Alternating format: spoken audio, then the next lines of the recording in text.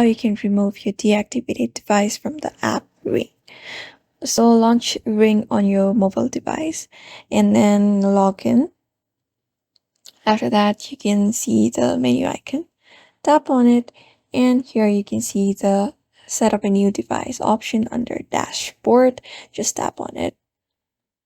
And on the home page, you can already see a deactivated devices option, and there will be a tile for the deactivated device below your activated device itself. If you simply tap on that, a dialog will tell you that the device is disabled. Afterwards, you can go ahead and scroll to the bottom and click delete this device and confirm the deletion. Tapping on the reconfirmation, that will be given below. So that's it, guys. Here you have to come into this section, and here you'll see the option of deleting the deactivated devices onto your Ring app, and in that way you can remove the deactivated devices from Ring.